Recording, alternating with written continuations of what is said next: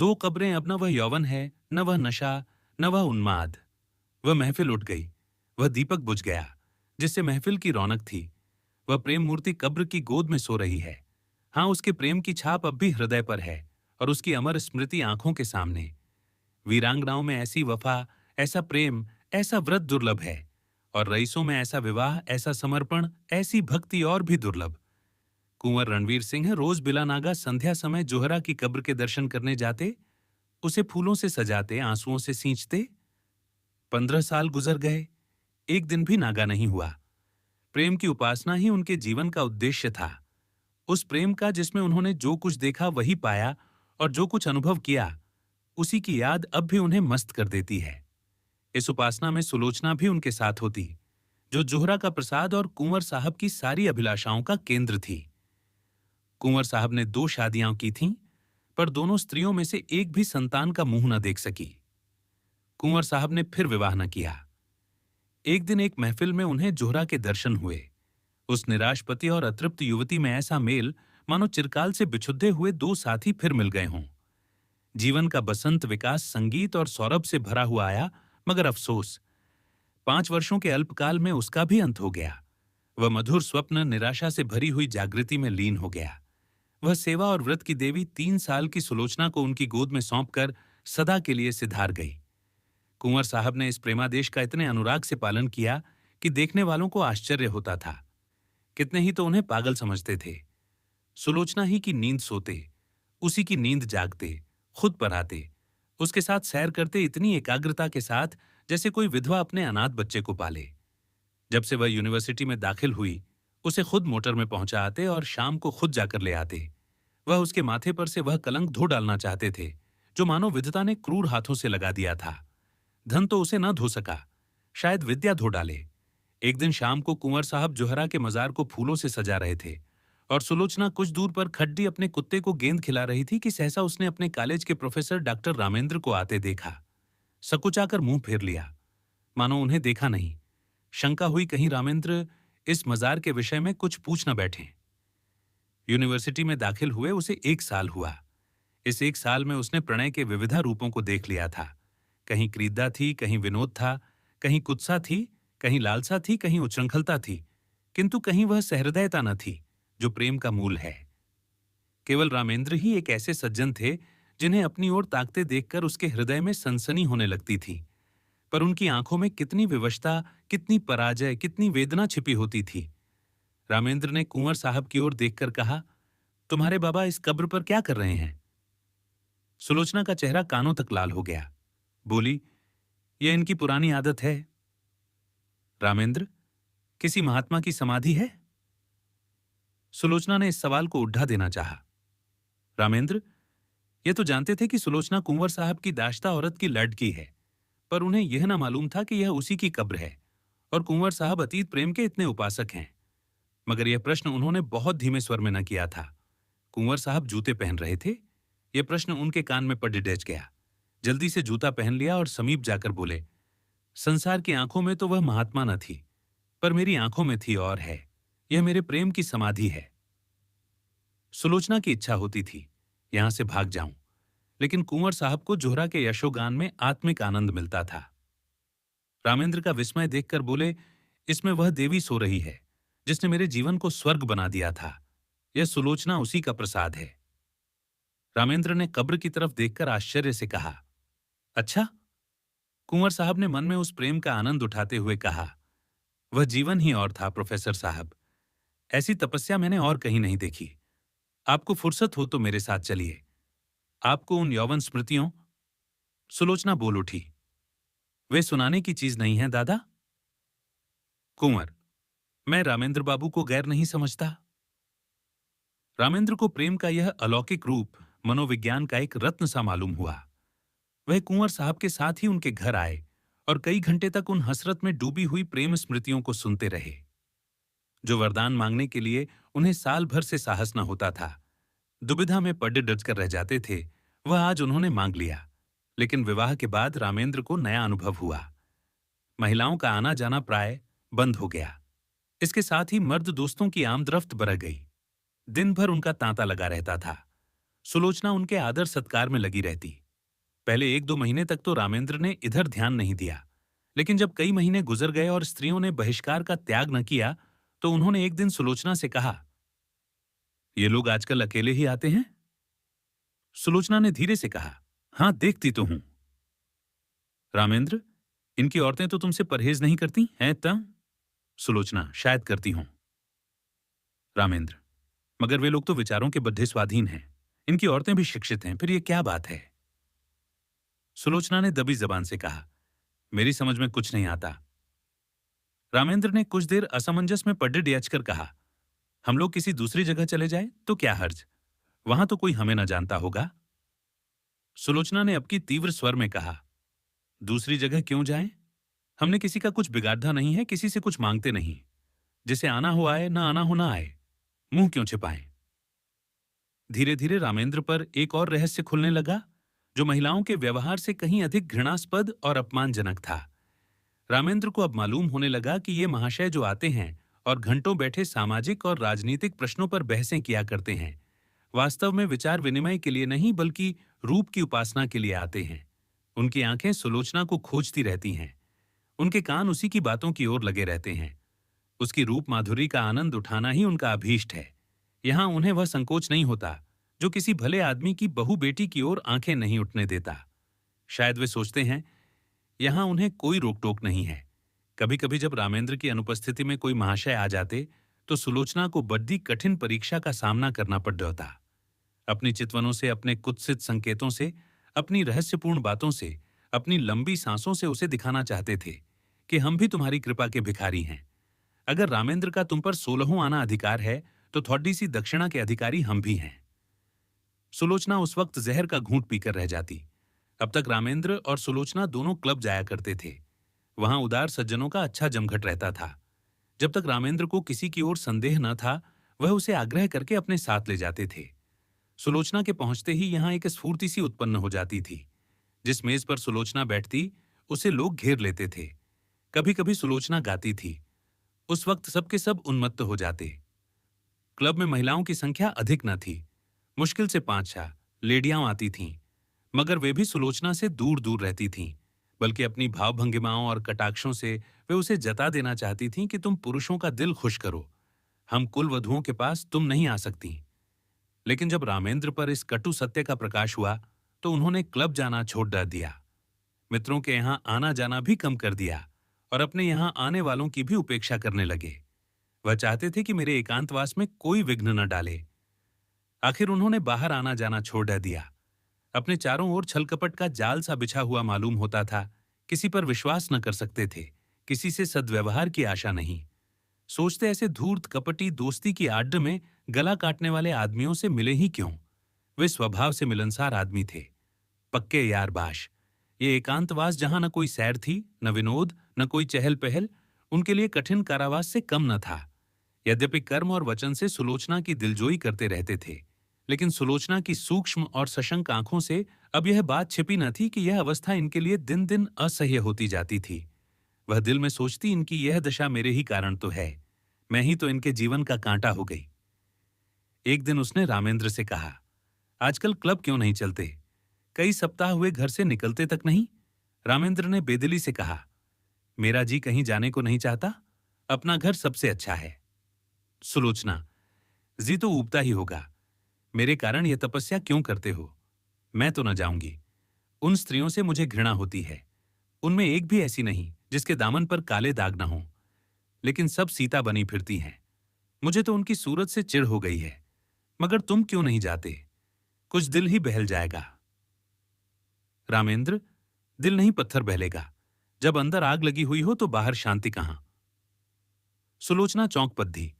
आज पहली बार उसने रामेंद्र के मुंह से ऐसी बात सुनी। वह अपने ही को बहिष्कृत समझती थी। अपना अनादर जो कुछ था उसका था।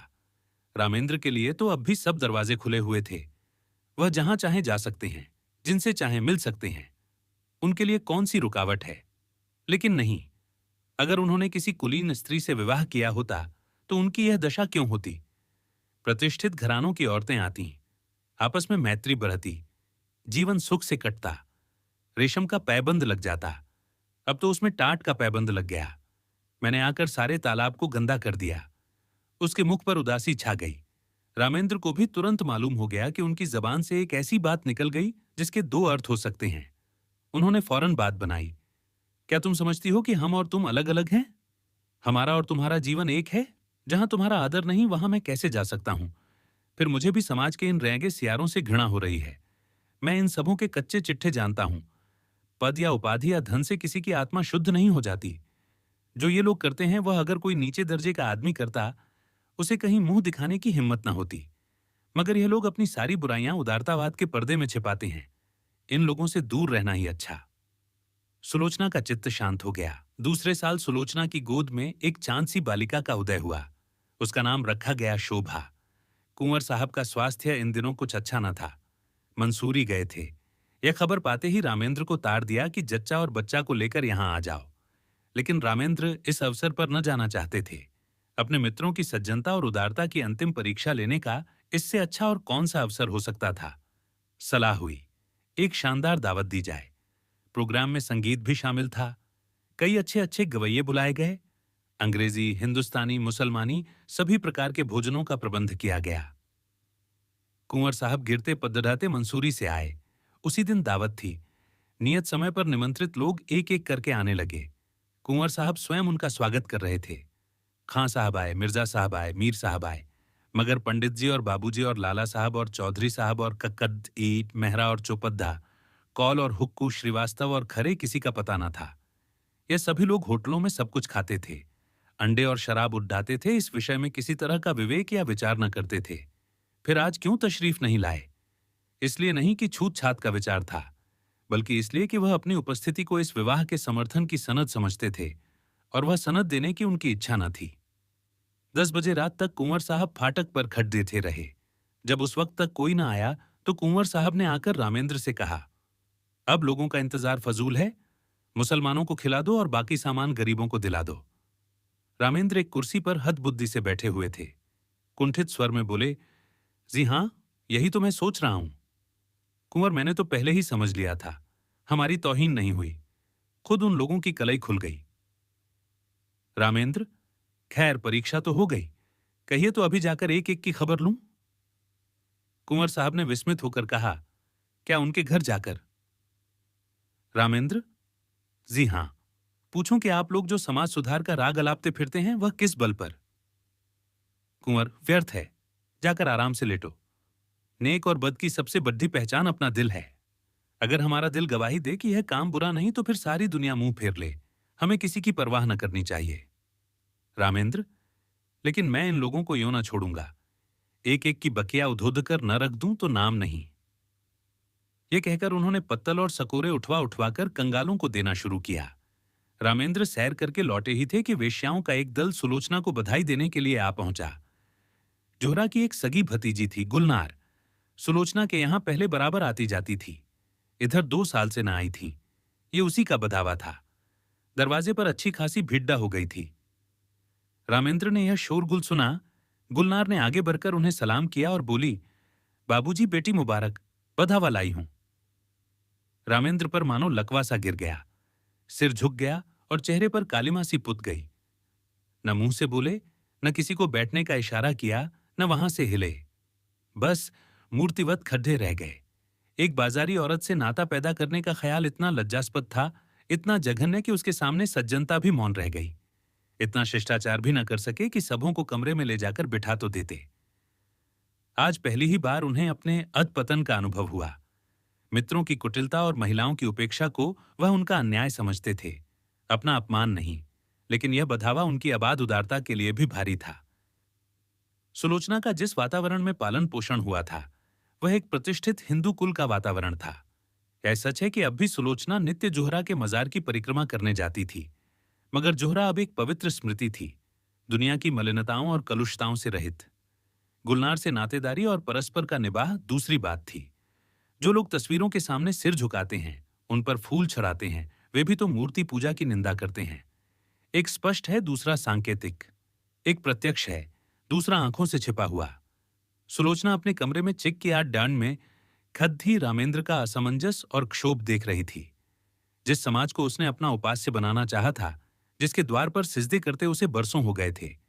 उसकी तरफ से निराश होकर उसका हृदय इस समय उससे विद्रोह करने पर तुला हुआ था। उसके जी में आता था गुलनार को बुलाकर गले लगा लूं। जो लोग मेरी बात भी नहीं पूछते, उनकी खुशामद क्यों करूं? ये बेचारियां इतनी दूर से आई हैं मुझे अपना ही समझकर तो। उनके दिल में प्रेम तो है, ये मेरे दुख का सुख में शरीक होने को तैयार तो हैं। आखिर रामेंद्र ने सिर उठाया और शुष्क मुस्कान के साथ गुलनार से बोले, आइए आप लोग अंदर चले आइए। यह कहकर वह आगे आगे रास्ता दिखाते हुए दीवान खाने की ओर चले कि सहसा महरी निकली और गुलनार के हाथ में एक पुर्जा देकर चली गई। गुलनार ने वह पुर्जा लेकर देखा और उसे रामेंद्र के हाथ में देकर वहीं खड्डीडी हो गई। रामेंद्र ने पुर्जा देखा, लिखा था, बहन गुलनार, तुम यहां नाहक आई, हम लोग यूं ही बदनाम हो रहे हैं। अब और बदनाम मत करो, बधावा वापस ले जाओ। कभी मिलने का जी चाहे रात को आना और अकेली। मेरा जी तुमसे गले लिपट कर रोने के लिए तड़ी हाचिप रहा है, मगर मजबूर हूं। रामेंद्र ने पुर्जा फाड़ ढेकर फेंक दिया और उद्दंड होकर बोले, इन्हें लिखने दो, मैं किसी से नहीं डरता, अंदर आओ। गुलनार ने एक कदम पीछे फिरकर कहा, नहीं बाबूजी, अब हमें आज्ञा दीजिए। रामेंद्र, एक मिनट तो बैठो। गुलनार, जी नहीं, एक सेकंड भी नहीं। गुलनार के चले जाने के बाद रामेंद्र अपने कमरे में जा बैठे। जैसी पराजय उन्हें आज हुई, वैसी पहले कभी नहीं हुई। वह आत्माभिमान, वह सच्चा क्रोध जो अन्याय के ज्ञान से पैदा होता है, लुप्त हो गया था। उसकी जगह लज्जा थी और ग्लानि। इसे बधावे की क्यों सूझ गई? यूं तो कभी आती जाती न थी, आज न जाने कहां से फटपटी। कुंवर साहब होंगे इतने उदार, उन्होंने जोहरा के नातेदारों से भाईचारे का निबाह किया होगा। मैं इतना उदार नहीं हूं, कहीं सुलोचना छिपकर इसके पास आती जाती तो नहीं? लिखा भी तो है कि मिलने का जी चाहे तो रात को आना और अकेली क्यों ना हो। खून तो वही है, मनोवृत्ति वही, विचार वही, आदर्श वही। माना कुंवर साहब के घर में पालन पोषण हुआ, मगर रक्त का प्रभाव इतनी जल्दी नहीं मिट सकता। अच्छा, दोनों बहनें मिलती होंगी तो उनमें क्या बातें होती होंगी? इतिहास या नीति की चर्चा तो हो नहीं सकती, वही निर्लज्जता की बातें होती होंगी। गुलनार अपना वृत्तांत कहती होगी, उस बाजार के खरीदारों और दुकानदारों के गुण दोषों पर बहस होती होगी। ये तो हो ही नहीं सकता कि गुलनार इसके पास आते ही अपने को भूल जाए और कोई भद्दी, अनर्गल और कलुषित बातें न करे। एक क्षण में उनके विचारों ने पलटा खाया, मगर आदमी बिना किसी से मिले जुले रह भी तो नहीं सकता। यह भी तो एक तरह की भूख है। भूख में अगर शुद्ध भोजन न मिले तो आदमी झूठा खाने से भी परहेज नहीं करता। अगर इन लोगों ने सुलोचना को अपनाया होता, उसका यूं बहिष्कार न करते, तो उसे क्यों ऐसे प्राणियों से मिलने की इच्छा होती? उसका कोई दोष नहीं, यह सारा दोष परिस्थितियों का है जो हमारे अतीत की याद दिलाती रहती हैं। रामेंद्र इन्हीं विचारों में पड़डीछे हुए थे कि कुंवर साहब आ पहुंचे और कटु स्वर में बोले, मैंने सुना गुलनार अभी बधावा लाई थी, तुमने उसे लौटा दिया। रामेंद्र का विरोध सजीव हो उठा। बोले, मैंने तो नहीं लौटाया, सुलोचना ने लौटाया, पर मेरे ख्याल में अच्छा किया। कुंवर, तो ये कहो, तुम्हारा इशारा था? तुमने इन पतितों को अपनी ओर खींचने का कितना अच्छा अवसर हाथ से खो दिया है। सुलोचना को देखकर जो कुछ असर पड़ा वह तुमने मिटा दिया। बहुत संभव था कि एक प्रतिष्ठित आदमी से नाता रखने का अभिमान उसके जीवन में एक नए युग का आरंभ करता, मगर तुमने इन बातों पर जरा भी ध्यान न दिया। रामेंद्र ने कोई जवाब न दिया। कुंवर साहब जरा उत्तेजित होकर बोले, आप लोग ये क्यों भूल जाते हैं कि हर एक बुराई मजबूरी से होती है। चोर इसलिए चोरी नहीं करता कि चोरी में उसे विशेष आनंद आता है, बल्कि केवल इसलिए कि जरूरत उसे मजबूर कर देती है। हाँ, वह जरूरत वास्तविक है या काल्पनिक, इसमें मतभेद हो सकता है। स्त्री के मैके जाते समय कोई गहना बनवाना एक आदमी के लिए जरूरी हो सकता है, दूसरे के लिए बिल्कुल गैर जरूरी। क्षुधा से व्यथित होकर एक आदमी अपना ईमान खो सकता है, दूसरा मर जाएगा पर किसी के सामने हाथ न फैलाएगा। पर प्रकृति का यह नियम आप जैसे विद्वानों को न भूलना चाहिए कि जीवन लालसा प्राणी मात्र में व्यापक है। जिंदा रहने के लिए आदमी सब कुछ कर सकता है। जिंदा रहना जितना ही कठिन होगा, बुराइयां भी उसी मात्र में बढ़ेंगी। जितना ही आसान होगा, उतनी ही बुराइयां कम होंगी। हमारा यह पहला सिद्धांत होना चाहिए कि जिंदा रहना हर एक के लिए सुलभ हो। रामेंद्र बाबू, आपने इस वक्त इन लोगों के साथ वही व्यवहार किया जो दूसरे आपके साथ कर रहे हैं और जिससे आप बहुत दुखी हैं। रामेंद्र ने इस लंबे व्याख्यान को इस तरह सुना जैसे कोई पागल बक रहा हो। इस तरह की दलीलों का वह खुद कितनी ही बार समर्थन कर चुके थे, पर दलीलों से व्यथित अंग की पीड़ा नहीं शांत होती। पतित स्त्रियों का नातेदार की हैसियत से द्वार पर आना इतना अपमानजनक था कि रामेंद्र किसी दलील से पराभूत होकर उसे भूल न सकते थे। बोले, मैं ऐसे प्राणियों से कोई संबंध नहीं रखता, ये विष अपने घर में नहीं फैलाना चाहता। सहसा सुलोचना भी कमरे में आ गई। प्रसवकाल का असर अभी बाकी था, पर उत्तेजना ने चेहरे को आरक्त कर रखा था। रामेंद्र सुलोचना को देखकर तेज हो गए। वह उसे जता देना चाहते थे कि इस विषय में मैं एक रेखा तक जा सकता हूं, उसके आगे किसी तरह नहीं जा सकता। बोले, मैं यह कभी पसंद न करूंगा कि कोई बाजारी औरत किसी भेष में मेरे घर आए। रात को अकेले या सूरत बदलकर आने से इस बुराई का असर नहीं मिट सकता। मैं समाज के दंड से नहीं डरता, इस नैतिक विष से डरता हूं। सुलोचना अपने विचार में मर्यादा रक्षा के लिए काफी आत्मसमर्पण कर चुकी थी। उसकी आत्मा ने अभी तक उसे क्षमा न किया था। तीव्र स्वर में बोली, क्या तुम चाहते हो कि मैं इस कैद में अकेले जान दे दूं? कोई तो हो जिससे आदमी हंसे। बोले। रामेंद्र ने गर्म होकर कहा, हंसने बोलने का इतना शौक था तो मेरे साथ विवाह न करना चाहिए था। विवाह का बंधन बद्दी हद तक त्याग का बंधन है। जब तक संसार में इस विधान का राज्य है और स्त्री कुल मर्यादा की रक्षक समझी जाती है, उस वक्त तक कोई मर्द यह स्वीकार न करेगा कि उसकी पत्नी बुरे आचरण के प्राणियों से किसी प्रकार का संसर्ग रखे। कुंवर साहब समझ गए कि इस वाद विवाद से रामेंद्र और भी जिद पकड़ डडाक लेंगे और मुख्य विषय लुप्त हो जाएगा। इसलिए नम्र स्वर में बोले, लेकिन बेटा, ये क्यों ख्याल करते हो कि ऊंचे दर्जे की पढ़ी लिखी स्त्री दूसरों के प्रभाव में आ जाएगी, अपना प्रभाव न डालेगी? रामेंद्र, इस विषय में शिक्षा पर मेरा विश्वास नहीं। शिक्षा ऐसी कितनी बातों को मानती है जो रीति नीति और परंपरा की दृष्टि से त्याज्य है। अगर पांव फिसल जाए तो हम उसे काटकर फेंक नहीं देते। पर मैं इसके सामने सिर झुकाने को तैयार नहीं हूं। मैं स्पष्ट कह देना चाहता हूं कि मेरे साथ रहकर पुराने संबंधों का त्याग करना पड़ दिखेगा। इतना ही नहीं, मन को ऐसा बना लेना पड़ दिखेगा कि ऐसे लोगों से उसे खुद घृणा हो। हमें इस तरह अपना संस्कार करना पड़ दिखेगा कि समाज अपने अन्याय पर लज्जित हो, न यह कि हमारे आचरण ऐसे भ्रष्ट हो जाएं कि दूसरों की निगाह में यह तिरस्कार औचित्य का स्थान पा जाए। सुलोचना ने उद्धत होकर कहा, स्त्री इसके लिए मजबूर नहीं है कि वह आपकी आंखों से देखे और आपके कानों से सुने। उसे यह निश्चय करने का अधिकार है कि कौन सी चीज उसके हित की है, कौन सी नहीं। कुंवर साहब भयभीत होकर बोले, सिल्लो, तुम भूली जाती हो कि बातचीत में हमेशा मुलायम शब्दों का व्यवहार करना चाहिए। हम जगद्धा नहीं कर रहे हैं, केवल एक प्रश्न पर अपने अपने विचार प्रकट कर रहे हैं। सुलोचना ने निर्भीकता से कहा, जी नहीं, मेरे लिए बेदियां तैयार की जा रही हैं। मैं इन बेदियों को नहीं पहन सकती। मैं अपनी आत्मा को उतना ही स्वाधीन समझती हूं जितना कोई मर्द समझता है। रामेंद्र ने अपनी कठोरता पर कुछ लज्जित होकर कहा, मैंने तुम्हारी आत्मा की स्वाधीनता को छीनने की कभी इच्छा नहीं की, और न मैं इतना विचारहीन हूं। शायद तुम भी इसका समर्थन करोगी, लेकिन क्या तुम्हें विपरीत मार्ग पर चलते देखूं तो मैं तुम्हें समझा भी नहीं सकता? सुलोचना, उसी तरह जैसे मैं तुम्हें समझा सकती हूं, तुम मुझे मजबूर नहीं कर सकते। रामेंद्र, मैं इसे नहीं मान सकता। सुलोचना, अगर मैं अपने किसी नातेदार से मिलने जाऊं तो आपकी इज्जत में बट्टा लगता है। क्या इसी तरह आप यह स्वीकार करेंगे कि आपका व्यभिचारियों से मिलना जुलना मेरी इज्जत में दाग लगाता है? रामेंद्र, हां, मैं मानता हूं। सुलोचना, आपका कोई व्यभिचारी भाई आ जाए तो आप उसे दरवाजे से भगा देंगे। रामेंद्र, तुम मुझे इसके लिए मजबूर नहीं कर सकती। सुलोचना, और आप मुझे मजबूर कर सकते हैं? बेशक। क्यों? इसीलिए कि मैं पुरुष हूं, इस छोटे से परिवार का मुख्य अंग हूं। इसीलिए कि तुम्हारे ही कारण मुझे।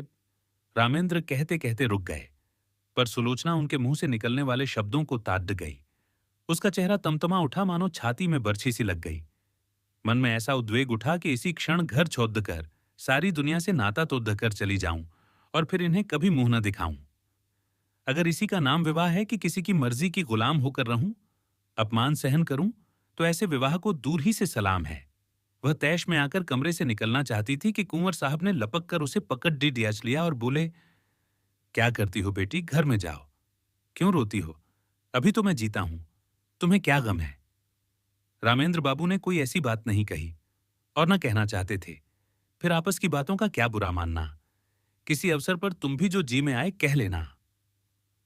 यूं समझाते हुए कुंवर साहब उसे अंदर ले गए। वास्तव में सुलोचना कभी गुलनार से मिलने की इच्छुक न थी। वह उससे स्वयं भागती थी। एक क्षणिक आवेश में उसने गुलनार को वह पुर्जा लिख दिया था। मन में स्वयं समझती थी, इन लोगों से मेलझोल रखना मुनासिब नहीं, लेकिन रामेंद्र ने यह विरोध किया। यही उसके लिए असह्य था। ये मुझे मना क्यों करें? क्या मैं इतना भी नहीं समझती? क्या इन्हें मेरी ओर से इतनी शंका है? इसीलिए तो कि मैं कुलीन नहीं हूं। मैं अभी अभी गुलनार से मिलने जाऊंगी, जिद्दन जाऊंगी। देखूं मेरा क्या करते हैं। लाज प्यार में पली हुई सुलोचना को कभी किसी ने तीखी आंखों से न देखा था। कुंवर साहब उसकी मर्जी के गुलाम थे। रामेंद्र भी इतने दिनों उसका मुंह जोहते रहे। आज अकस्मात यह तिरस्कार और फटकार पाकर उसकी स्वेच्छा, प्रेम और आत्मीयता के सारे नातों को पैरों से कुचल डालने के लिए विकल हो उठी। वह सब कुछ सह लेगी, पर यह धौंस, यह अन्याय, यह अपमान उससे न सहा जाएगा। उसने खिद्धाकी से सिर निकालकर कोचवान को पुकारा और बोली, गद्दी लाओ, मुझे चौंक जाना है, अभी लाओ। कुंवर साहब ने चुमकार कर कहा, बेटी सिल्लो, क्या कर रही हो? मेरे ऊपर दया करो। इस वक्त कहीं मत जाओ, नहीं हमेशा के लिए पछताना पड़ेगा। रामेंद्र बाबू भी बद्दे गुस्सेवर आदमी हैं। फिर तुमसे बद्दे हैं, ज्यादा विचारवान हैं, उन्हीं का कहना मान जाओ। मैं तुमसे सच कहता हूं, तुम्हारी मां जब थीं तो कई बार ऐसी नौबत आई कि मैंने उनसे कहा, घर से निकल जाओ, पर उस प्रेम की देवी ने कभी ड्योरी के बाहर पांव नहीं निकाला। इस वक्त धैर्य से काम लो। मुझे विश्वास है, जरा देर में रामेंद्र बाबू खुद लज्जित होकर तुम्हारे पास अपराध क्षमा कराने आएंगे। सहसा रामेंद्र ने आकर पूछा, गद्दी क्यों मंगवाई? कहां जा रही हो? रामेंद्र का चेहरा इतना क्रोधोन्मत्त हो रहा था कि सुलोचना सहम उठी। दोनों आंखों से ज्वाला सी निकल रही थी। नथने फड़क रहे थे, पिंडलियां कांप रही थीं। ये कहने की हिम्मत न पड़ती कि गुलनार के घर जाती हूं। गुलनार का नाम सुनते ही शायद यह मेरी गर्दन पर सवार हो जाएंगे। इस भय से वह कांप उठी। आत्मरक्षा का भाव प्रबल हो गया। बोली, जरा अम्माओं के मजार तक जाऊंगी। रामेंद्र ने डॉटकर कहा, कोई जरूरत नहीं वहां जाने की। सुलोचना ने कातर स्वर में कहा, क्यों, अम्मा के मजार तक जाने की भी रोक है? रामेंद्र ने उसी ध्वनि में कहा, हां। सुलोचना, तो फिर अपना घर संभालो, मैं जाती हूं। रामेंद्र, जाओ, तुम्हारे लिए क्या, ये न सही, दूसरा घर सही। अभी तक तस्मा बाकी था, वह कट गया। यूं शायद सुलोचना वहां से कुंवर साहब के बंगले पर जाती, 2-4 दिन रूठी रहती, फिर रामेंद्र उसे मना लाते और मामला तय हो जाता। लेकिन इस चोट ने समझौते और संधि की जड्डी डीडच काट दी। सुलोचना दरवाजे तक पहुंची थी, वहीं चित्रलिखित सी खद्दी रह गई, मानो किसी आरसी के शाप ने उसके प्राण खींच लिए हों। वहीं बैठ गई, न कुछ बोल सकी, न कुछ सोच सकी। जिसके सिर पर बिजली गिर पद्दी हो, वह क्या सोचे, क्या रोए, क्या बोले? रामेंद्र के वे शब्द बिजली से कहीं अधिक घातक थे। सुलोचना कब तक वहां बैठी रही, उसे कुछ खबर न थी। जब उसे कुछ होश आया तो घर में सन्नाटा छाया हुआ था। गड्डी की तरफ आंख उठी, 1 बज रहा था। सामने आराम कुर्सी पर कुंवर साहब नवजात शिशु को गोद में लिए सो गए थे। सुलोचना ने उठकर बरामदे में झांका। रामेंद्र अपने पलंग पर लेटे हुए थे। उसके जी में आया, इसी वक्त इन्हीं के सामने जाकर कलेजे में छुरी मार लूं और इन्हीं के सामने तरढ़प कर मर जाऊं। वह घातक शब्द याद आ गए। इनके मुंह से ऐसे शब्द निकले क्यों कर? इतने चतुर, इतने उदार और इतने विचारशील होकर भी यह जुबान पर ऐसे शब्द क्यों कर ला सके? उसका सारा सतीत्व भारतीय आदर्शों की गोद में पली हुई भूमि पर आसक्त बद्धी हुई अपनी दीनता पर रो रहा था। वह सोच रही थी, अगर मेरे नाम पर यह दाग न होता, मैं भी कुलीन होती, तो क्या यह शब्द इनके मुंह से निकल सकते थे? लेकिन मैं बदनाम हूं, दलित हूं, त्याग्य हूं। मुझे सब कुछ कहां जा सकता है? उफ, इतना कठोर हृदय! क्या वह किसी दशा में भी रामेंद्र पर इतना कठोर प्रहार कर सकती थी? बरामदे में बिजली की रोशनी थी। रामेंद्र के मुख पर क्षोभ या ग्लानि का नाम भी न था। क्रोध की कठोरता अब तक उसके मुख को विकृत किए हुए थी। शायद इन आंखों में आंसू देखकर अब भी सुलोचना के आहत हृदय को तस्कीन होती, लेकिन वहां तो अभी तक तलवार खींची हुई थी। उसकी आंखों में सारा संसार सूना हो गया। सुलोचना फिर अपने कमरे में आई। कुंवर साहब की आंखें अब भी बंद थीं। इन चंद घंटों ही में उनका तेजस्वी मुख कांतिहीन हो गया था। गालों पर आंसुओं की रेखाएं सूख गई थीं। सुलोचना ने उनके पैरों के पास बैठकर सच्ची भक्ति के आंसू बहाए। हाय, मुझ अभागिनी के लिए इन्होंने कौन कौन से कष्ट नहीं झेले, कौन कौन से अपमान नहीं सहे, अपना सारा जीवन ही मुझ पर अर्पण कर दिया, और उसका यह हृदय विदारक अंत। सुलोचना ने फिर बच्ची को देखा, मगर उसका गुलाब का सा विकसित मुंह देखकर भी उसके हृदय में ममता की तरंग न उठी। उसने उसकी तरफ से मुंह फेर लिया। यही वह अपमान की मूर्तिमान वेदना है जो इतने दिनों मुझे भोगनी पड़ी। मैं इसके लिए क्यों अपने प्राण संकट में डालूं? अगर उसके निर्दयी पिता को उससे प्रेम है तो उसको पाले, और एक दिन वह भी उसी तरह रोए जिस तरह आज मेरे पिता को रोना पड़ जाच रहा है। ईश्वर, अब की अगर जन्म देना तो किसी भले आदमी के घर जन्म देना। जहां जोहरा का मजार था, उसी के बगल में एक दूसरा मजार बना हुआ है। जोहरा के मजार पर घास जमाई है, जगह जगह से चूना गिर गया है, लेकिन दूसरा मजार बहुत साफ सुथरा और सजा हुआ है। उसके चारों तरफ गमले रखे हुए हैं और मजार तक जाने के लिए गुलाब के बेलों की रविशें बनी हुई हैं। शाम हो गई है। सूर्य की क्षीण उदास पीली किरणें मानो उस मजार पर आंसू बहा रही हैं। एक आदमी एक 3-4 साल की बालिका को गोद में लिए हुए आया और उस मजार को अपने रूमाल से साफ करने लगा। रविशों में जो पत्तियां पड्ढी थीं, उन्हें चुनकर साफ किया और मजार पर सुगंध छिदकने लगा। बालिका दौड़ कर तितलियों को पकड़ने लगी। यह सुलोचना का मजार है। उसकी आखिरी नसीहत थी कि मेरी लाश जलाई न जाए, मेरी मां की बगल में मुझे सुला दिया जाए। कुंवर साहब तो सुलोचना के बाद 6 महीने से ज्यादा ना चल सके। हाँ, रामेंद्र अपने अन्याय का पश्चाताप कर रहे हैं। शोभा अब 3 साल की हो गई है और उसे विश्वास है कि एक दिन उसकी मां इसी मजार से निकलेगी।